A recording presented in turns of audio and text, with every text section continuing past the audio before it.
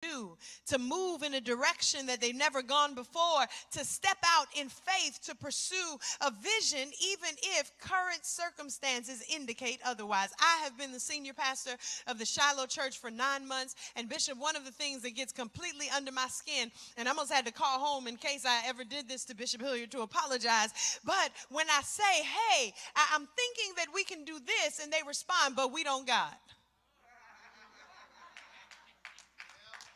And that's how they say it too. But Pastor, we don't got. I say, maybe we can try this, and the response is, well, we can't really try it because we don't have X, Y, Z, or because we've never X, Y, and Z. All of those things get under my absolute skin because what does any of that have to do with what we're trying to do?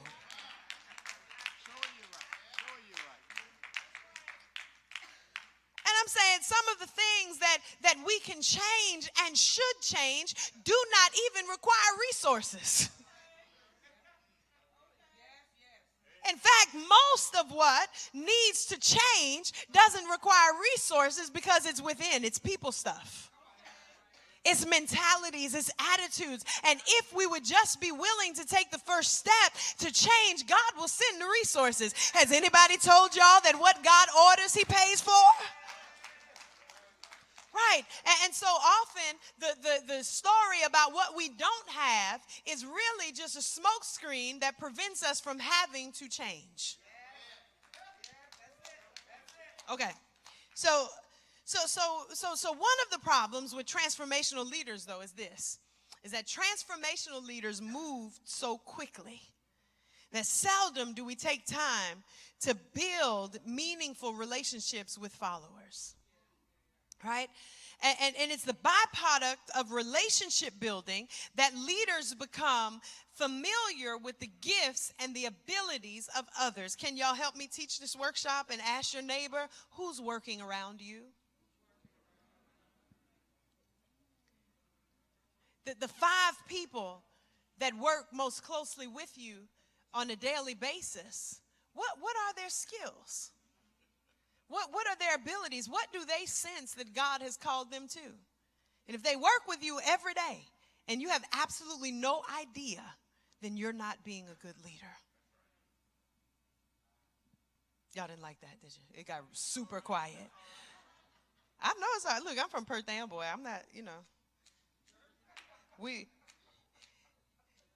But if you don't know the skill set, you don't know who is serving among you or around you, then you're not being a good leader.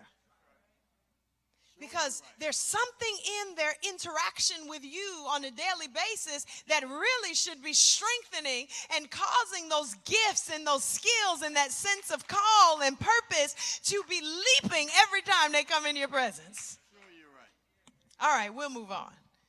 And so this knowledge also, understanding the gifts and the abilities of our followers also helps us to assign people accordingly and to place them in the areas of service where they can operate at their best. The greatest asset for transformational leaders is having the right people in the right positions, doing the right things. And by the same token, servant leadership, so there's transformational leadership and there's servant leadership. Servant leadership is conscious of values and places emphasis on the development of people.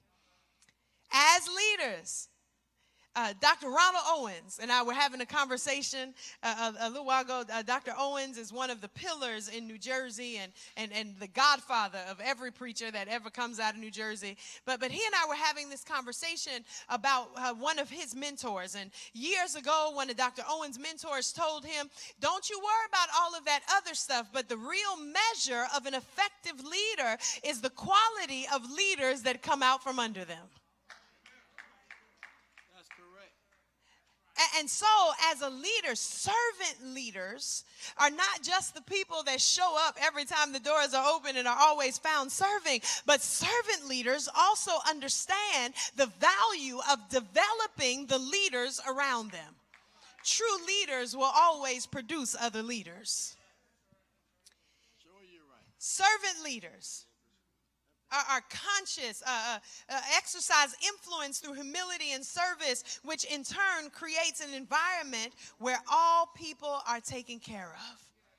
What we want to do is build authentic atmospheres of authentic community, and the growth and development of other people are a servant leader's primary goals. Servant leaders are not relegated to simply delegating or dictating a task, but servant leaders are also willing to get in the trenches with others, never requiring of followers what they themselves have no intention of doing. And we can't have an expectation of the people who are subordinate to us to serve and to function a certain way, and then they've never seen us do it. We've got to model, right, what we expect. And so the model of transformational servant leadership results in leadership that has the ability to adapt to culture as well as transform culture, which makes a change, makes transition, makes leadership not easy, because it'll never be easy, but it makes it easier. And I want to say this, one of the things I love to do is listen to coaching speeches, right? Coaching speeches and MBA Hall of Fame speeches. I love it. I could sit there on YouTube and watch this stuff for hours. But Kara Lawson, who is a NCAA basketball coach, was sharing with her players, shared with them this speech last week where she said, we keep waiting for things to get easier, right? We're waiting on things to get easier, and we sit around and say, well, one day when it gets easier, X, Y, and Z. When it gets easier, X, Y, Z. But she said to those players, it'll never get easier. That we keep waiting for things to get easier, and the truth is they'll never get easier. We just have to learn to do hard things better. And I think that that's the place where church leadership is in right now. That we keep waiting for things to get easier. Well, if I just hang in there, then things will get a little lighter. If I just keep doing what I'm doing, things will get easier. The time will come where it's easier to lead a church, when it's easier to exist in a culture that they say is post-Christian. It'll get easier, but it's not going to get any easier, y'all. We just have to learn how to do hard things better. It's not going to get any easier. So as transformational servant leaders, we develop or we engage in such a way that we have the ability to adapt to culture as well as transform it. The prayers of the transformational servant leader are not limited by special or personal interests, but they're holistic. As transformational servant leaders share vision, our vision is also holistic. We cast vision and offer guidance with the intention of engaging people in a cause that is beyond their current experience, but that will also last beyond their generation. Don't you want to build something that will last beyond one circle, one go round? Don't you want to build something? The great A.M.E. church has been here long before y'all got here, but we want it to be healthy and strong long after. But do you know that it's contingent upon how you do what you do right now? So we cast vision, offer guidance, and the key to this leadership style is that the transformational servant leader understands that the church by nature must be an agent of renewal. And so risk-taking, we talked about that, right? Risk-taking. Risk-taking is vital in an effort to bring renewal to the church. How many of you know that the church is called to prophetic proclamation? And so as leaders, not just in our preaching, but even in our living, we've got to be committed and embrace wholeheartedly prophetic proclamation. And also engagement. And it is a risk that this type of leadership is willing to take. As the primary communicators within the church, the transformational servant leader is responsible for preaching, teaching, and living the gospel while hearing from God, congregants, and the community. We've got to keep our finger on the pulse of the people around us. And so what does this suggest? It suggests that leaders in a changing culture have to have our hearts in sync with the heartbeat of God. That as our hearts are in sync with the heartbeat of God, our finger is on the pulse of the world that is around us. We got to know what's going on in the church and in the community. Then be able to apply the heart of God to what we know. It's imperative that the talents of church members be increasingly utilized on behalf of the mission of the church. And so this model of leadership, are y'all still with me? It's okay?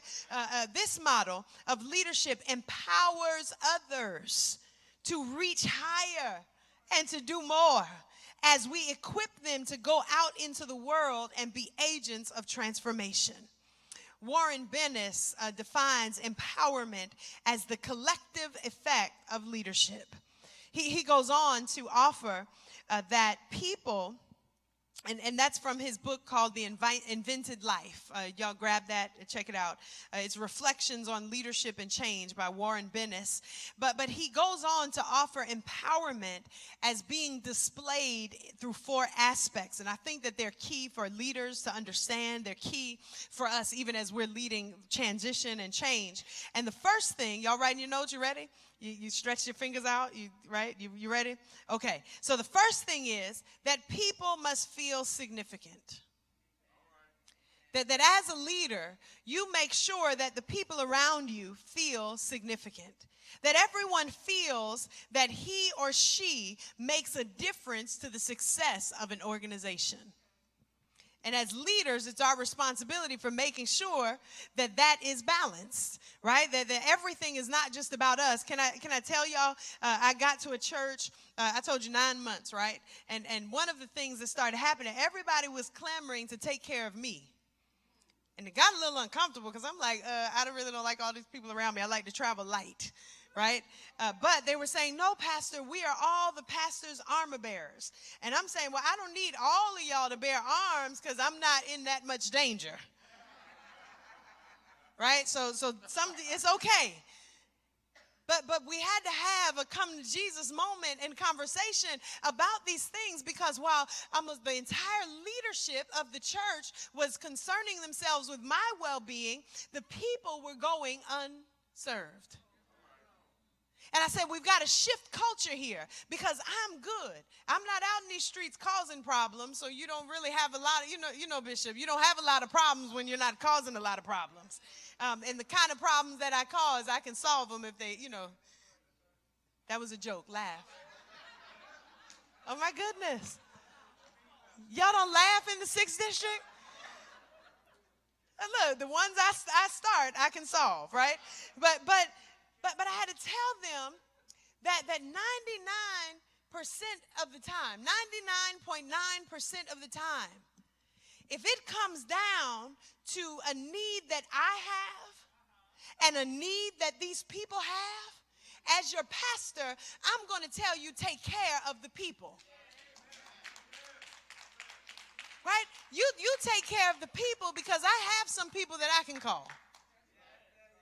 And I don't need support leaders that are not helping me to take care of the people. And so everyone has got to feel significant to the success of the organization. Everything cannot be turned toward you as the leader. But as leaders, we balance this by saying, no, I'm good. Go take care of them. By saying, you know what, I could visit these people and even though I'm tired, even though I haven't had any rest, even though I'm not feeling well. But you know what? You're significant too, and so you can go and visit the people.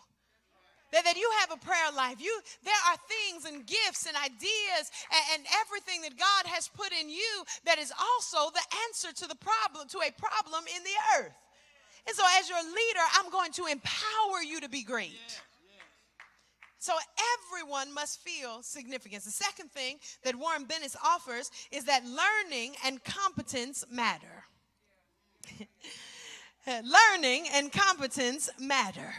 See, leaders value learning and mastery. But guess what? So do people who work for leaders. See, leaders make it clear that there is no failure, only mistakes that give us feedback and tell us what to do next. The third thing is that people are part of a community. And where there is leadership, there is a team, a family, a unity. Even people who do not especially like each other can still feel a sense of community in a space that is healthy. Are y'all with me? Anybody in here ever had to work with somebody you didn't particularly like? But the work can't stop based on our druthers. What is that word? My grandma used to say that, like if I had my druthers. I felt like it was a mix between I'd rather and just, druthers, right? But we can't stop the work that because I don't like you and you don't like me, now the work has to stop. And what's attached to the work is transformation and empowerment and liberation for people that are beyond just us, but because we're over here mad at each other for stuff that probably is stupid anyway, because when we really start peeling back the stuff that we argue about in church is really dumb. So people are part of a community. And as leaders, we do everything to keep those communities healthy. That's right. And then the next thing is that the work is exciting. Where there are strong leaders, work is stimulating, it is challenging, it is fascinating, and it is fun. An essential ingredient to organizational leadership is pulling rather than pushing toward a goal. So if you got to push people and beg people, then you got to rethink your leadership. Because if the stuff that you're doing nobody is drawn to, the problem might not be them. It's a leadership meeting, right? We're talking about leadership. So I can't talk about them. When we get with lay people, we'll talk about them. But as for right now, the problem might be you. Sure, you're right. And I've said this. It's okay to step away.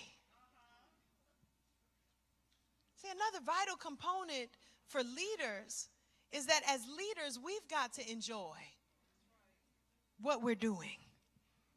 Because how you feel about what you're doing and the people you are doing it with will always bleed out on the people. And so if you no longer love the work, it may be time to step away from the work. If you no longer love the people, then it may be time to step away from the people. And guess what? I don't think that God will hold that against us. Because it works better in the favor of God. I tell my team this all the time, my leaders at Shiloh, that I'd rather that you take a day off than for you to have a bad day. Because people will never remember that you didn't show up on Sunday, July 3rd. But when you show up in a bad way on Sunday, July 3rd, they will remember it for the rest of their lives. Are y'all with me? Now you're going to cuss somebody out on that Sunday. They'll never forget it. But if you were missing, they won't remember. They'll just catch you the next go round. Are y'all still with me? Is this okay? Am I helping anybody? Am I helping any leaders? All right, we'll keep going. We'll keep going. So transformational servant leadership tends to maintain an environment where people are cared for spiritually, socially, and emotionally. And this aids transformation by creating a healthy balance between engaging in the work of the church, but also being nurtured by the work of the church. So you get more buy-in when people feel like you care. I'm going to add this, though. You get more buy-in when people feel like you care. Say that again. You get more buy-in when people feel like you care, whether you care or not. And can we be transparent? There are points in this leadership journey where we really don't care. How many of you have ever decided, like, I really don't even care about this? My feelings are hurt, and you're like, I don't care. Like you and your feelings. Can hit the road, Jack. But it's not up to us. that we didn't assign these people to ourselves. God assigned them.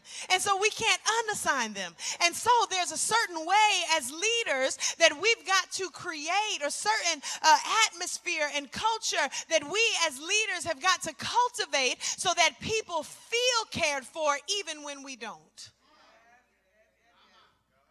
I'm not saying be fake. I'm just saying be godly. That in the moments when you yourself don't care, we've got to be emotionally and spiritually mature enough to not allow our stuff to break the people that God is trying to grow. Or break the people that God is trying to build. Look at your neighbor and say, we've got to mature. We've got to mature as leaders. So, okay, we're almost done. I have like 11 minutes left. Right? It was an hour, so I have till 3:30, like 11 minutes left. So kind of in this conversation, I've used change and transition a little interchangeably, but now I want to make a distinction, and then I'll sit down and get out your way. So, because I want you to come back and maybe want to hear something I have to say tonight. So fundamentally, change is defined as a replacement. Right? It is to make different or to modify. Transition, though, is a process or period of changing from one state or condition to another. Changing things here and there can be part of transition, but it's not transition. See, inevitably, when in transition, things will change, but things changing does not necessarily mean that transition is occurring. What am I saying? I'm saying that you can change a bunch of things and still be in the same boat. Right? You could change lighting. You could add LED screens. Right? You could dim the lights and have, my best friend calls it sexy church. Right? When we're in the dark. What you doing in the dark? Sexy church.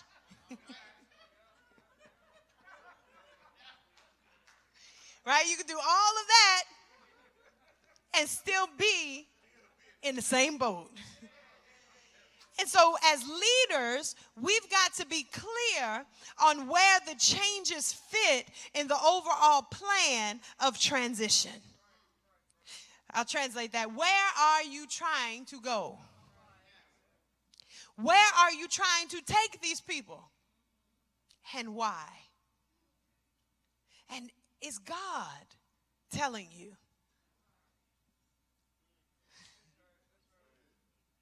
To go there? Is God requiring that you take these people there?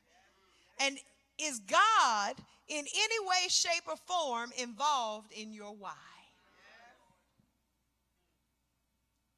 Keeping up with the next guy or girl will never be a good enough reason for implementing change. Because God doesn't sustain our competition efforts. God sustains the things that God ordains. Are y'all still with me? Okay. So they say that change is situational. The move to a new site, changing offering envelopes, but transition is psychological. And so Susan Bridges and William Bridges in their book entitled Managing Transitions, it's not a Christian book, but it's more of an organizational book, but I'd like to read interdisciplinary leadership, and so y'all should grab that one.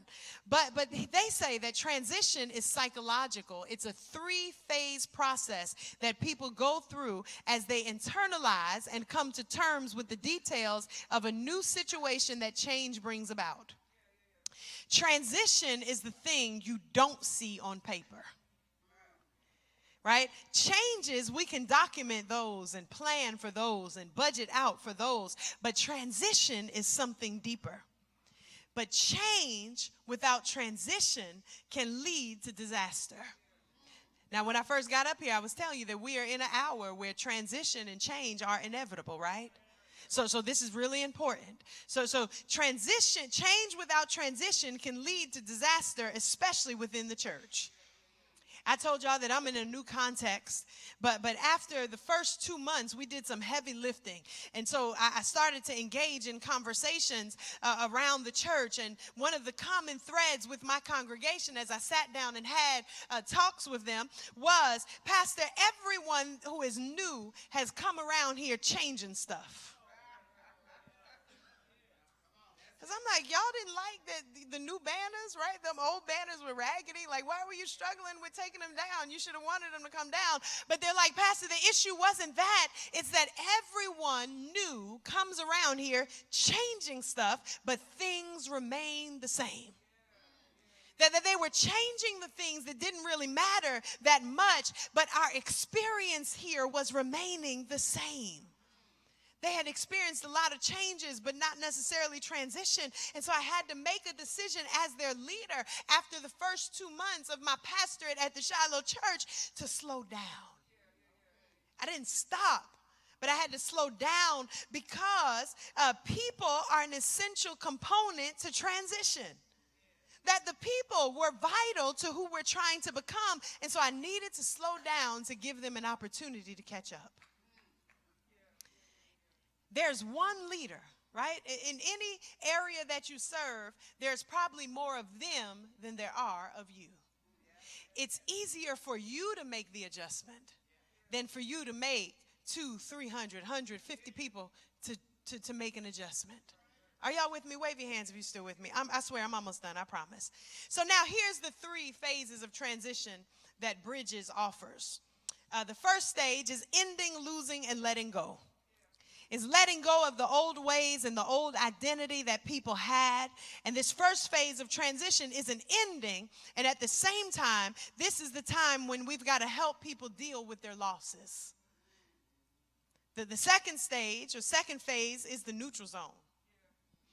This is the in-between time when the old is gone, but the new is not fully operational. This is the time when the critical psychological and spiritual realignments and repatterings take place. Then the third phase is the new beginning.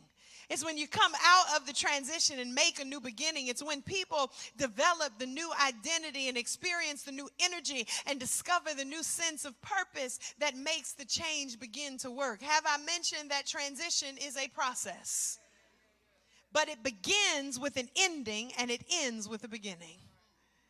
And so we've got to give people time and space as leaders to grieve the ending. And I said it is much easier for us to adjust our tempo, to pause and to listen than it is for us to get all of them to speed up, slow down, speak up. There's one of you and a gang of them.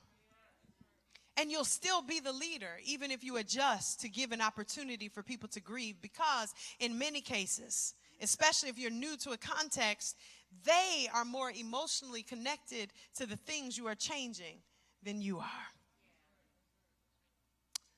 Now, the life cycle of a church, this is an important notation, especially for leaders in church context. The life cycle of a church is roughly 15 years.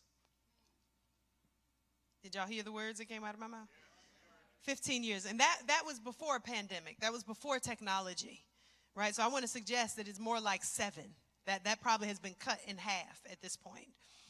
But a healthy church, so we can't relegate the need to transition only to someone going to a new context or only to when things get bad, because a healthy church and a healthy leader will begin to re-innovate at her peak. Right? That if you transition when things are going great and begin to re-innovate while things are going great, then you get to go from peak to peak by way of transitioning or re-innovating. But the moment that things start to die and now you try to re-innovate, it's harder to recover.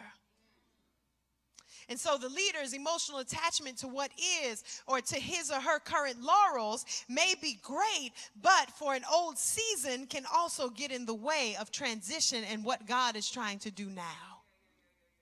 Understand that the process of transition is not just for them, but it's for us too.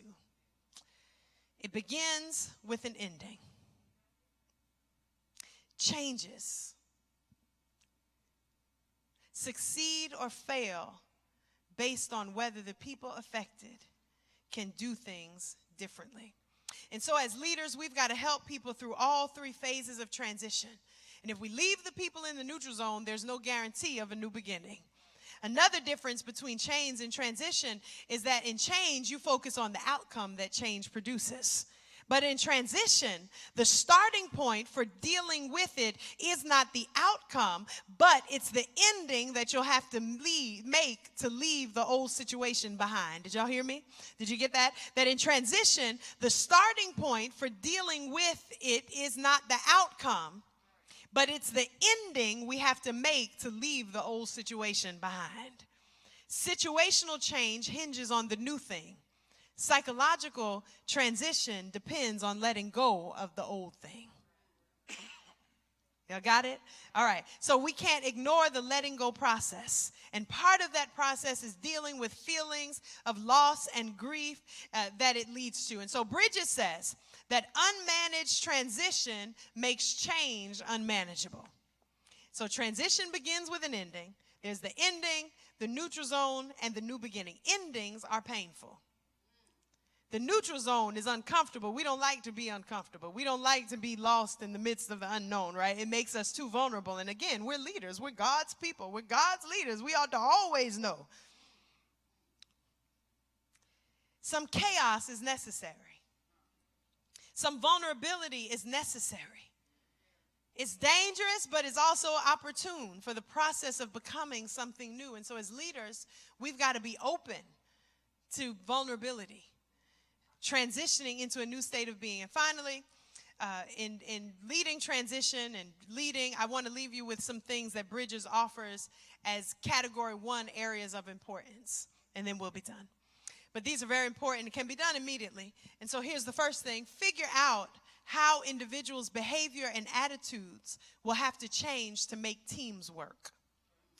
Analyze who stands to lose something under a new system.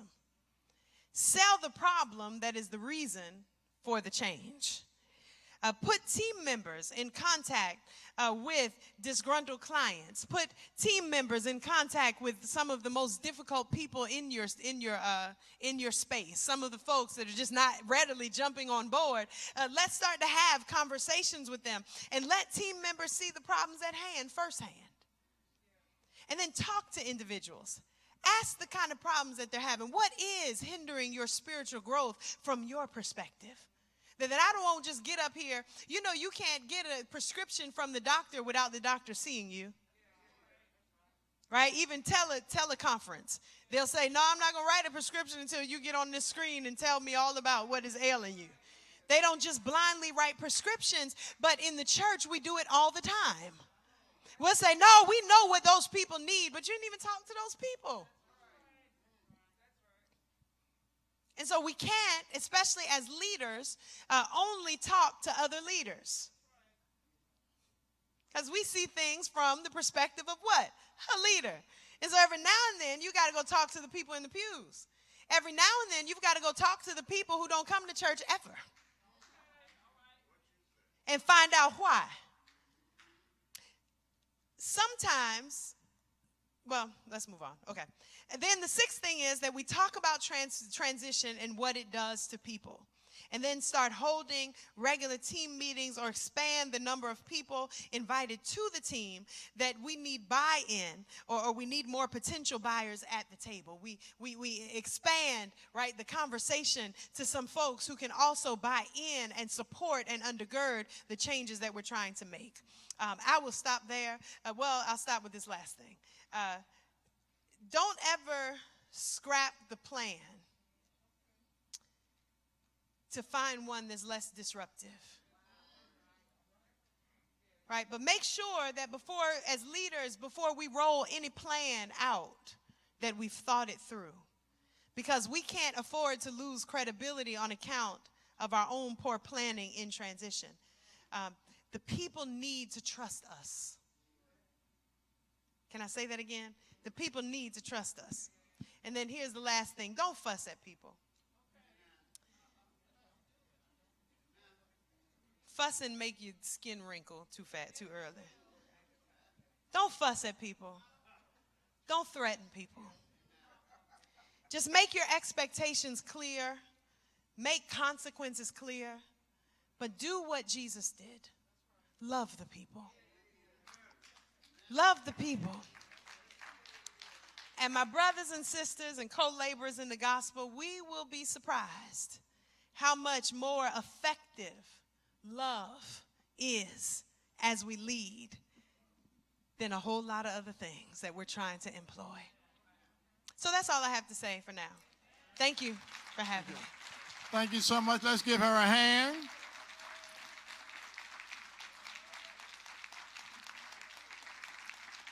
Now, if she wants, I'll take a couple of questions. Any questions?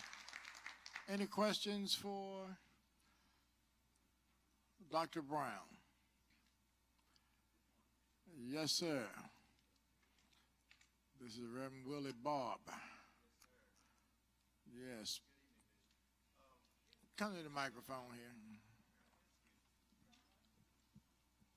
So when you spoke about the life cycle of a ministry, 15 years being that milestone, is that equating with also the life cycle of the leader itself? It can. I don't know that the life cycle of a leader is 15 years, but organizationally, the life cycle of a church is 15 years based on research that has been done. And that starts with the church starting out, right? And then you build, you climb, and you peak. And then the moment that you peak, the church starts to decline. Right. That there is no longevity at the church's peak.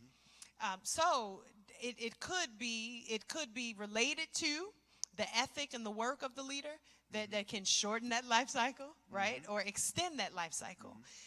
There can be multiple leaders that exist over the course of time, over the course of that life cycle, but each leader contributes to the longevity and ability of that church to survive or to go from peak to peak, which is also why, as leaders, it's important for us to be creating cultures of succession.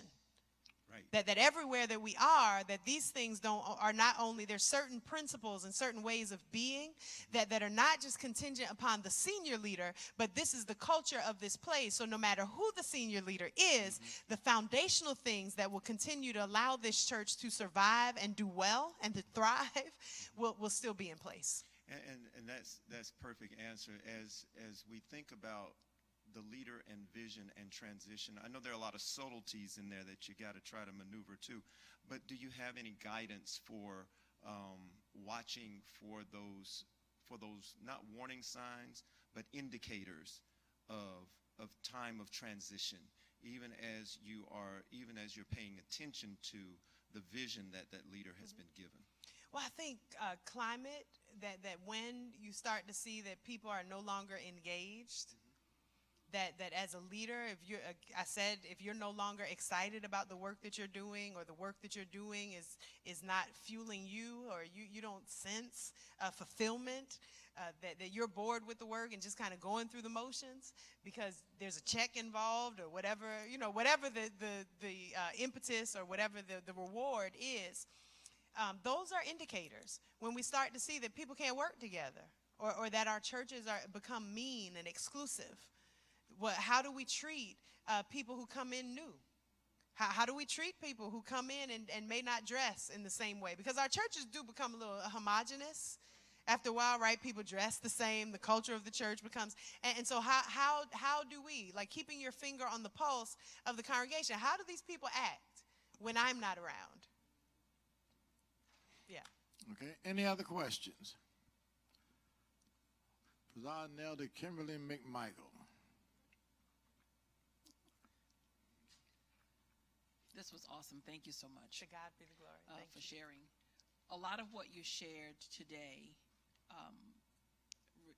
resembles and reminds me of a workshop we had at our church school convention. It's called Design Thinking. And one of the biggest struggles was what you identified, is that oftentimes we get in our own way. We can't see that we're the problem because we believe that we have the answers to the problem for other people who are not at the table. Right. And so how then, or what would you offer those who cannot possibly perceive that because we somehow stand in the pulpit on Sunday and profess a word from the Lord, that we think he's the only one that we're the only one he's talking to. I know you understand what I'm saying. How do we help one another go out and have the audacity to ask, how can we help? Or what do they need? Give us the courage or a breakthrough to help us reach that point. Yeah. Thank you. There's a song. I'm saved, y'all. I'm saved. I'm sanctified. I'm filled with the Holy Ghost. Give us the song. But there's this song that says, "Don't save her. She don't want to be saved."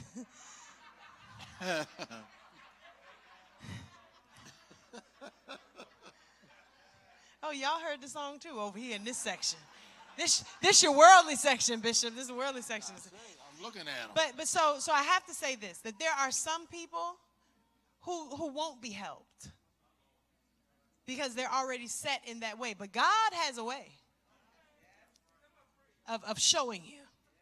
Because when the things begin to dry up around you and what you thought you had, you no longer have, right? That's a way of telling. But I think that there also is this shifting, right? Shifting our mindset from an insular one to a missional one. That there's some things that you can show somebody better than you can tell them. And so you just do it yourself, right? You do it yourself. I didn't wait. In my church, I shared this at E.K. Bailey, that my church is situated, and it's not my church, but the church that I serve, is situated in the middle of the 4th Ward of Plainfield, New Jersey. In front of the church, you go out the front door, is a housing project.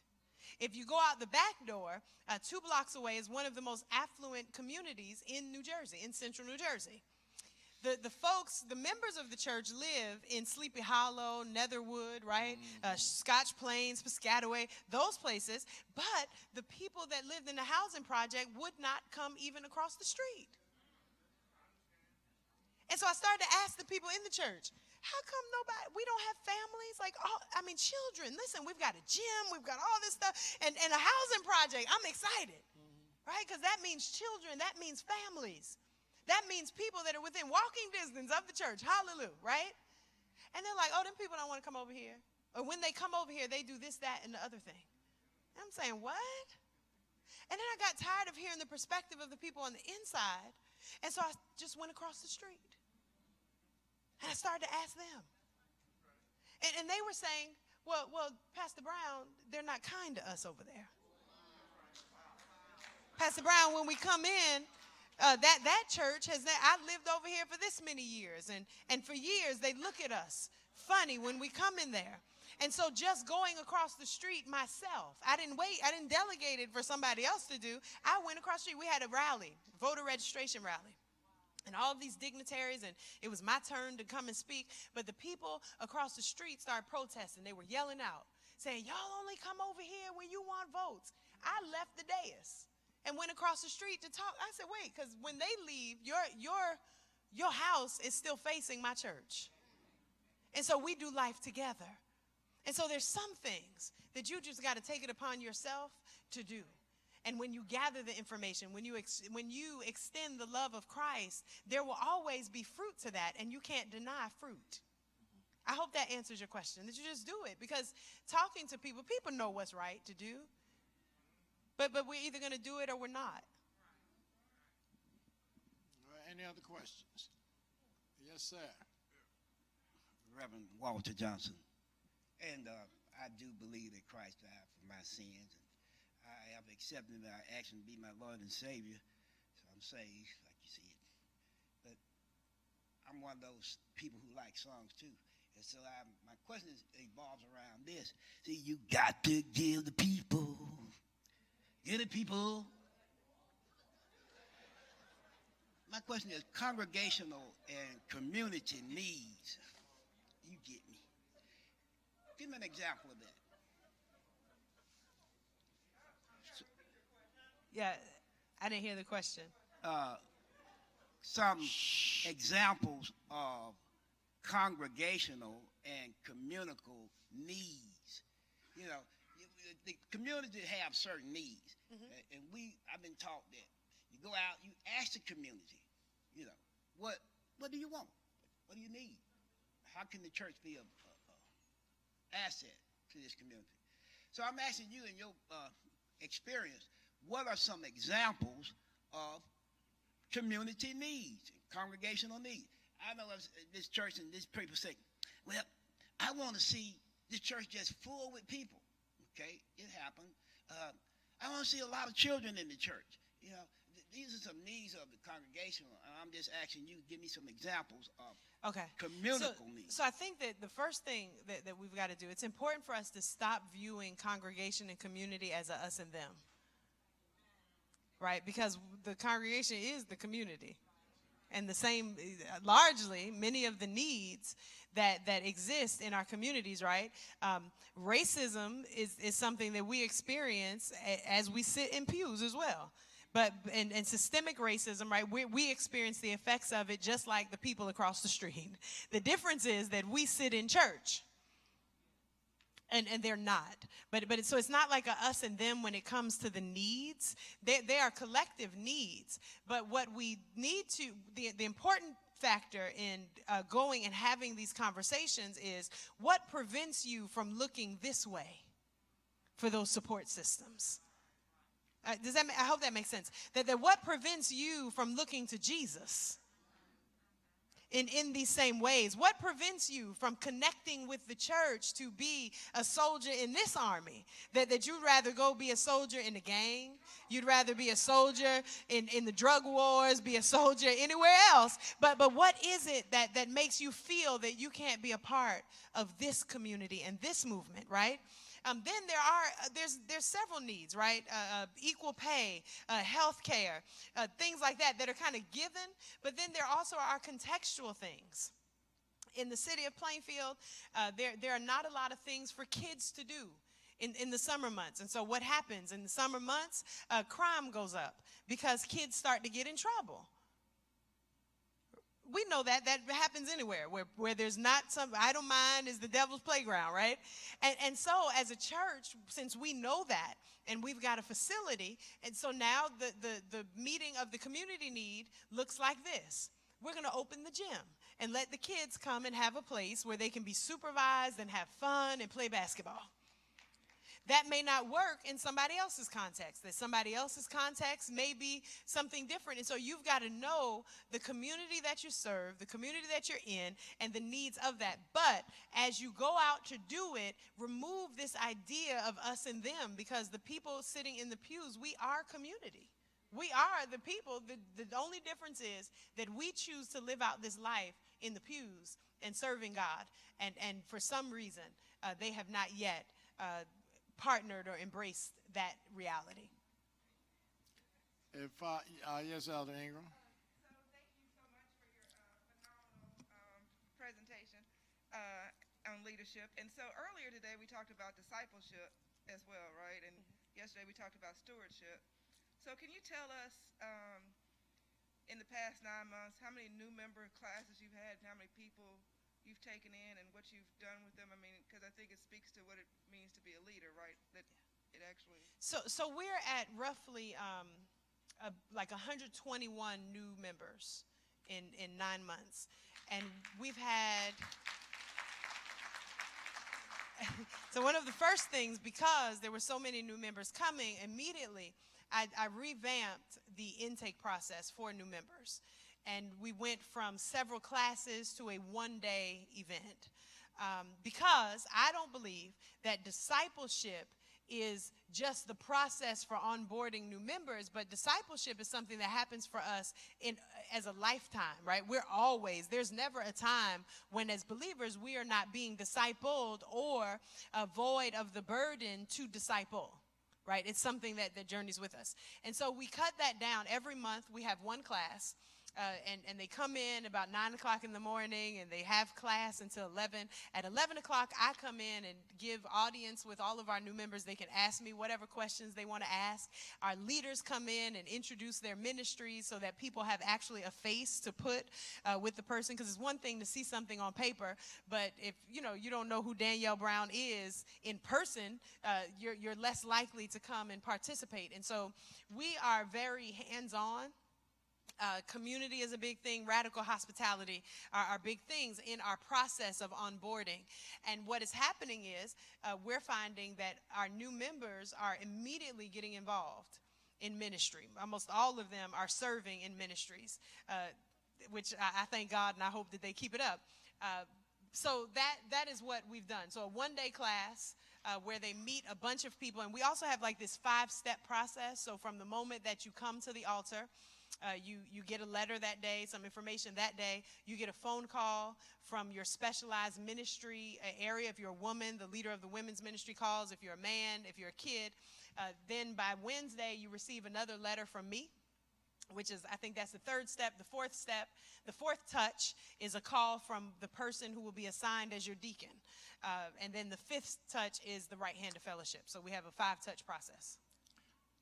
There's an elder, Ingram.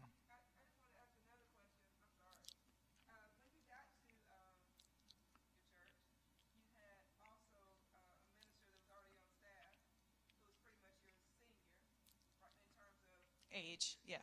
Mm-hmm. And so can you speak to, and she'd been there a while, right? Yes. And so can you speak to what it looked like for you to come in young, the senior pastor, with all the authority, right, and to be able to work well with somebody who's been there for a while?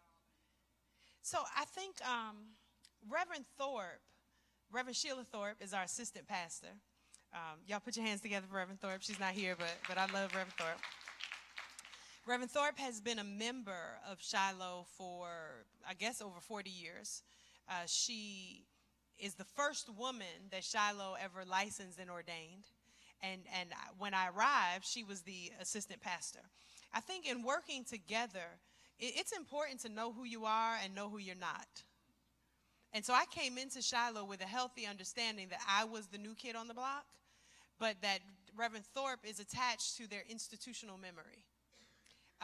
Her presence did not intimidate me because I also know that I'm the senior pastor, right? and we're very different. I'm also a young woman. And so I needed the balance, right? That the young run fast, but the older have wisdom to help us to last, right? And so Shiloh needed both things. I have one tempo. I move fast and I work intensely. Reverend Thorpe is my climate checker. That she'll look at me some days and say, now, Pastor, we're tired. And I'm like, well, you're more of a representation of what the congregation may feel. And so we work in tandem in that way. I'm not saying we haven't had some bumps and hiccups along the way, but I think humility goes a long way, right? I'm not coming in the door, and to this day, don't think that I know everything that there is to know. If I did, then Shiloh would be a very limited church. So I needed her as much as she will tell you that she needed me. And so we just work in tandem to that degree. But we both knew who we were and who we're not. And so we didn't come in the door having certain fights over territory or things like that. Reverend Gordon.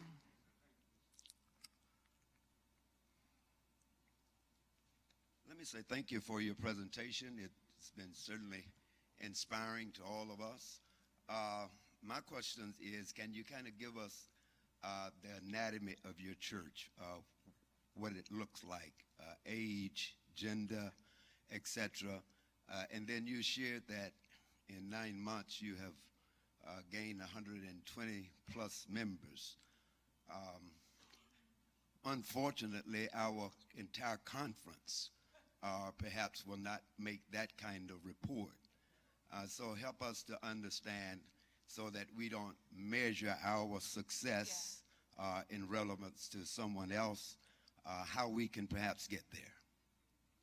So now, in terms of the numbers, I'm not sure that we did anything intentionally that yielded those numbers. I think that had everything to do with timing, God, location, right, all of that. Because we sit and we're like, what in the world? Where did these folks, right, like come from? Now, the anatomy of the church, I came to Shiloh, and the congregation is, it is 80, hey, I'm looking at the paper, is 78% 50 and over. 78% 50 and over. Probably 89% of that 50 and over is not 50. Are y'all with me? They're not 50. That group, the largest demographic of our church is 65 and up. And so, but the demographic of the new members is largely 50 and under. They're young couples with children, families, things like that. We have probably an equal number of men and women. Shiloh has a lot of men. We have a lot of men. A lot of our new members are men. So I think that demographic is pretty consistent with what the just world demographic, right? Ratio of men to women is. So that's what we're working with. I hope that answers your question.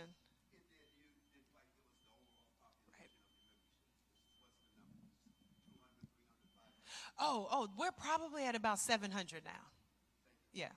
There's 460 households, which, of course, again, cultural thing is that Shiloh measures membership by households. And, of course, there can be a number of people in a household. Reverend Morgan? Yes, ma'am. Thank you so much. Challenging, informative, empowering. I wanted to ask you about the spirituality part of it, the work of the Holy Spirit in your leadership prep, your own personal kind of development. I think a lot of times, I know for me, if it weren't for the Holy Ghost, I'm just saying, some of the adjustments and changes you can't even fathom intellectually. It's just something you can't take credit for. So the extent to which you and the Spirit of God are in sync, and how you do that on a regular basis, how you stay spiritually grounded. I think sometimes we burn out because we sometimes get detached from that. So how do you stay spiritually? So I have this conviction that before I'm anything, I'm a Christian. And when I'm done being all of this, I'll still be a Christian. Or at least I want to be. And so my devotion life, right, I spend a lot of time with the Lord and studying, not just for sermons, but for my own edification, and engaging in things that keep my relationship with the Holy Spirit current, right? My relationship with God current. I want to be a good Christian, that when I finish my journey, I don't want people just to say like, oh, Dr. Brown preached a lot of places and she got to sit on a lot of boards. But I want the people who engage me on a daily basis to say, man, she was a good Christian, that we saw Jesus in her. And so that comes first before anything. And of course, we can't do any of this without the help of the Holy Spirit. We just can't. And so, yeah. If I could, let me thank Dr. Brown for a phenomenal presentation. And let me say she brought back some pleasant memories. Dr. Sores, Bishop Hilliard, myself, Dr. Watley, and Jerry Sanders. Once a year we had a huge service at a place called, I think it was Ocean Grove. And we had about, 7,000, 8,000, 9,000 people packed out this auditorium once a year, and it was a major, major event.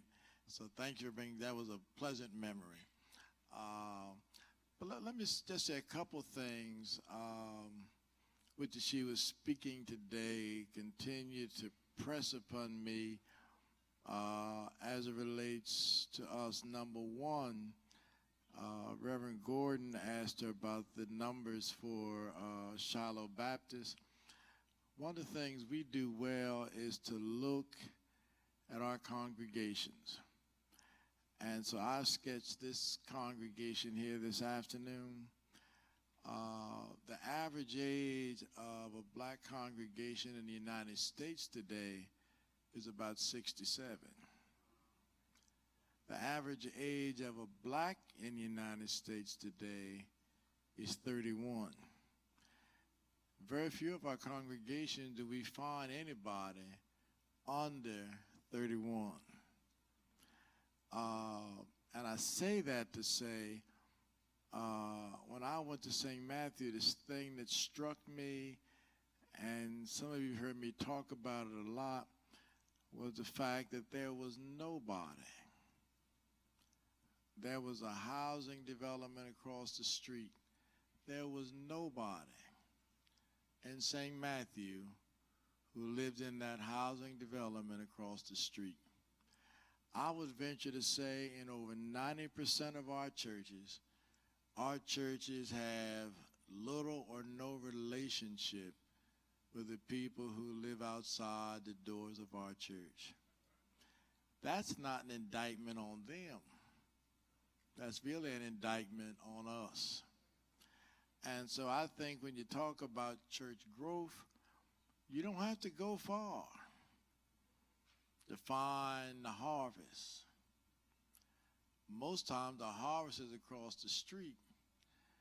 And a lot of time what blocks the harvest from coming is our reaction to them. Because the fact of the matter is, if we are honest, a whole lot of us don't want a whole lot of people in us as church. And so we need not to be in denial about ourselves.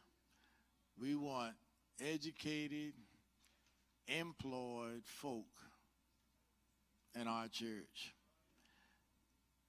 Scripture says, whosoever will, let them come. And prayerfully, through the ministry of the church, they will get a testimony, look where he brought me from. Second, as I looked across, one of the things we don't take seriously at all, and I was so happy to hear Dr. Brown say it. You know, some of you heard me say when I was running for bishop, I used to say good leadership develops good fellowship and all that. And I was on a flight to Los Angeles, California. And Laura said to me, you need to stop saying that. It may sound good, but you need to stop saying it. Because as she said, the fact of the matter is good leadership develops other leaders. And I say that because as she was speaking, I looked at us. We don't take seriously our responsibility to develop other leaders. Ministers don't take that seriously when it relates to other ministers. We have a lot of ministers who are coming up now who come to me and say, Bishop, I need a mentor. And that's strange to me because I would think the first thing, your pastor would be your mentor. That's the first thing I would think. But even when it comes to the laity, our churches are hurting because we're not developing leaders in our congregations. One of the things which is really problematic, if you have in your congregation somebody on a scale of 1 to 100, most of us demonstrate our insecurity because we won't select the person to be a steward or a trustee who's in the 80 to 100 range. We're going to get somebody maybe a 65 because they're not a threat to us. That person between 80 and 100, we become a little insecure about them because we figure they might rival us for leadership. But the fact of the matter is, good leadership develops other leaders. And so I say that both as it relates to clergy and lay. If we don't develop leaders in these local churches, that's a problem. It's not down the road. That's a problem we face now. Now. And those of us who have younger folk in our church, it's like we tell them, well, y'all got to wait till somebody dies.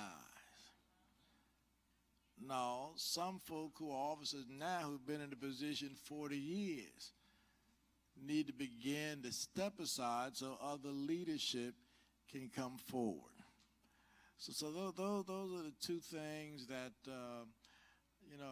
really impress upon me that she commented on.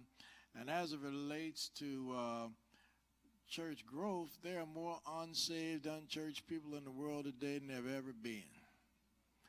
And there are reasons why our churches aren't growing. And one is because we don't have a relationship with the folk outside our church.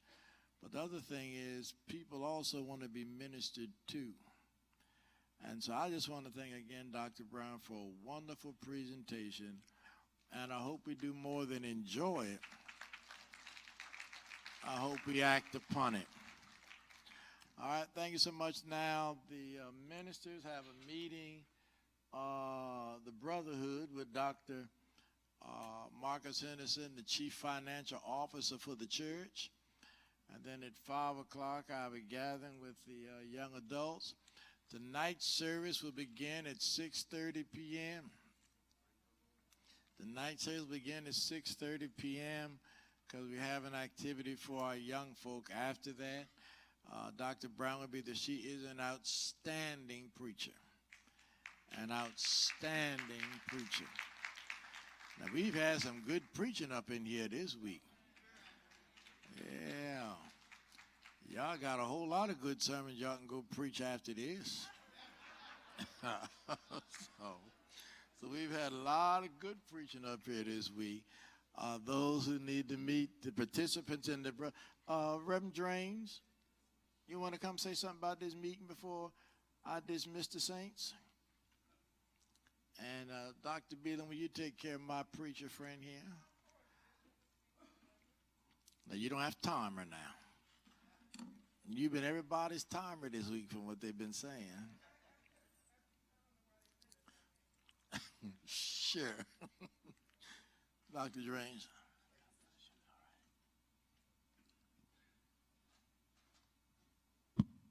Thank you, Bishop, for allowing me this opportunity.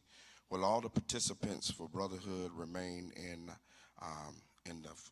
this facility, and those who are not a part of the Brotherhood or the 6th District Ministerial Benevolence Fund, all of those who are participants, please remain in the room, and those who are not participants. You want them to leave? Amen. Figured I'd make it easy for you.